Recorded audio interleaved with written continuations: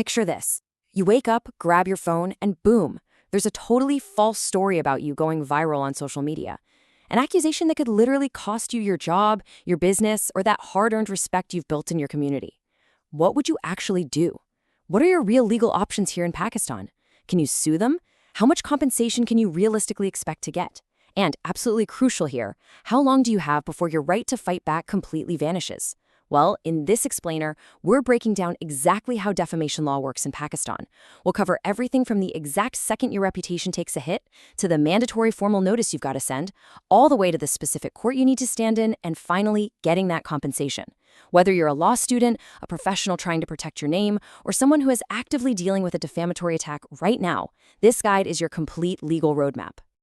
Okay, let's dive into this. Here's exactly how we're going to tackle your journey today. First, we're defining defamation. Second, we're looking at mandatory notices and strict timelines. Third, we'll navigate the filing process. Fourth, calculating your compensatory damages. Fifth, exploring the criminal defamation route. And finally, giving you some essential tips for success. All right. Section 1, defining defamation in Pakistan. You know, your reputation is invaluable, and under Pakistani law, it's strictly protected by the Defamation Ordinance of 2002. Now let's deliberately slow down for a second and look closely at the precise legal standard. Under Section 3 of the Defamation Ordinance 2002, the definition is incredibly broad. It's basically any wrongful act, publication, or circulation of a false statement that injures your reputation. If it lowers you in the eyes of others or exposes you to ridicule, contempt, or hatred, it counts. And it's super important to understand that this broadly covers statements made orally, in writing, or even visually. And this brilliantly illustrates the clear difference between the two types of defamation. First, there's slander. That's a false oral statement. Basically, someone verbally attacking you or spreading a malicious rumor at a corporate meeting or a family dinner. Then, on the flip side, we have libel. That's a false statement in written, printed, or visual form. This is huge today because it covers newspaper articles, social media posts, a nasty WhatsApp forward, a YouTube video, or even a fake meme. So how do you prove it? For a statement to actually hold up as defamation in court, you generally need to hit 3 specific elements. First off, the statement absolutely must be false. Truth is an absolute defense. If what they said is true, no matter how much it hurts your feelings, it is not defamation. Second, it has to be published to a third party. If someone just insults you privately to your face in an empty room, that doesn't count. Someone else has to hear or see it. And third, it must have caused actual harm to your reputation. We're talking real impact on your social standing, professional credibility, or business. Moving on to Section 2, mandatory notices and strict timelines. Fair warning here, you cannot just walk straight into court the minute you're defamed. You are up against some very strict legal clocks. Let's move to and see how this builds. Imagine day 0 is when the defamation actually happens, or when you first find out about it. The clock is running right then. Your very first move has to be serving a formal legal notice on the defamer, which usually has to be done within 2 months. Once they get it, the law mandates a strict 14-day waiting period for them to respond. They might offer an apology, a retraction, or a settlement. If those 14 days pass with no resolution, boom, you now have a window to file your civil claim in court. But listen carefully, you have to file within 6 months from the date the defamatory matter was published or came to your knowledge. I really need to stress the gravity of this step. Skipping this mandatory 14-day legal notice isn't just a timely procedural hiccup.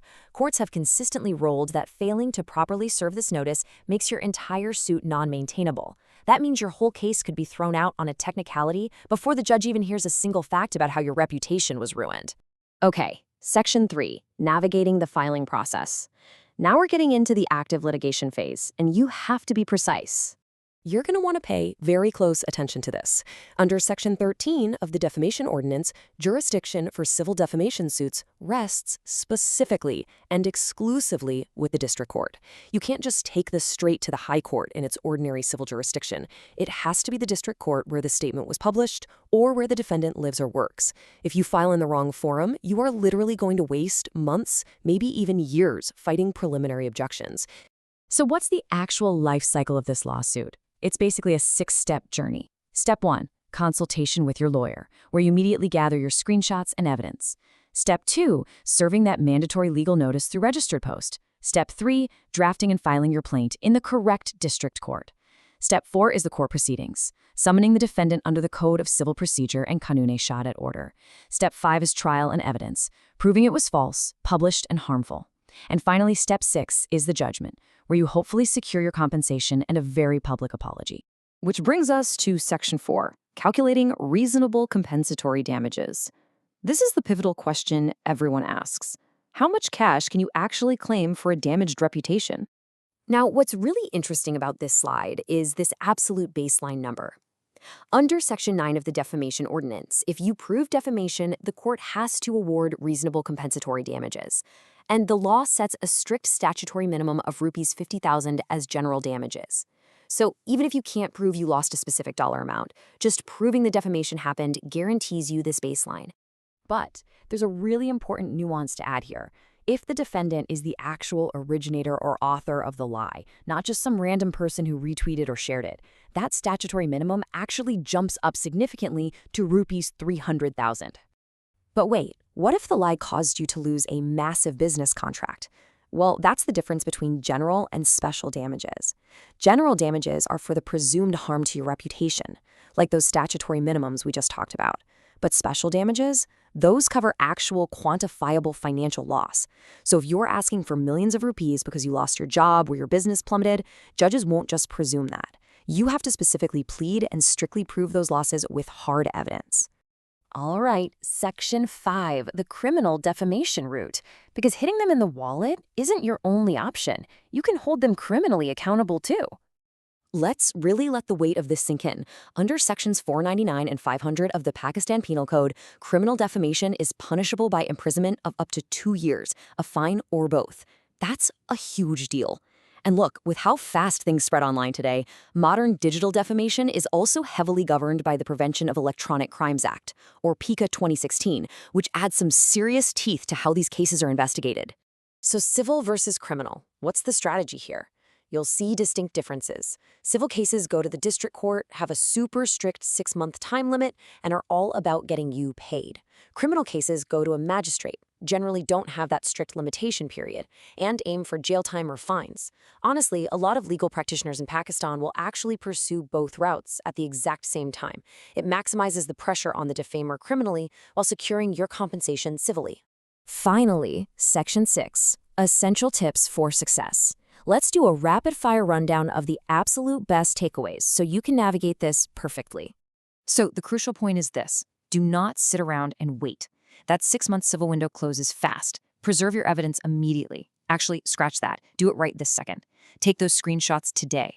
Make absolutely sure your lawyer nails that mandatory legal notice and files in the proper district court. Be realistic about your damages. Don't just ask for 1 billion rupees for the headlines. Base it on proven harm. And definitely consider using both civil and criminal remedies to protect yourself. Look, defamation law in Pakistan is really about striking a balance between protecting your good name and allowing for free speech. But before you just shrug off the next online rumor, ask yourself, what is your reputation actually worth, and are you ready to step up and defend it? If you found this explainer helpful, make sure to subscribe to Pakistan Legal Insight and drop your questions in the comments below. We read every single one of them.